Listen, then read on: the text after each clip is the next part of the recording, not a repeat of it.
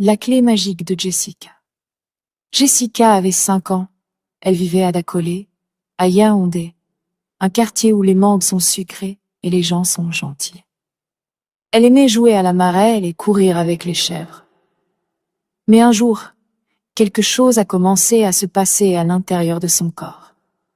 C'était comme si des petits guerriers se battaient contre les usines qui fabriquaient à clé magique l'insuline qui permettait à son corps de fonctionner normalement. Sans l'insuline, le sucre des mangues et du riz ne pouvait pas entrer dans ses muscles pour lui donner de l'énergie. Le sucre restait bloqué dans son sang. Alors Jessica avait tout le temps soif. Sa maman Lydie lui donnait de l'eau, mais ce n'était jamais assez. « Maman, j'ai soif », disait-elle. Et parce que le sucre bloqué devait sortir, Jessica devait aller aux toilettes souvent pour pisser. Elle était aussi très fatiguée, même après une longue sieste. Lydie voyait que Jessica était devenue légère. Elle perdait du poids et n'avait plus de force de jouer.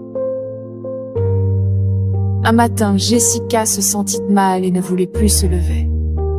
Son corps était comme une voiture qui n'avait plus d'essence. Maman Lydie comprit qu'il fallait l'emmener voir le docteur. Le docteur Mesma a expliqué que Jessica avait un diabète de type 1.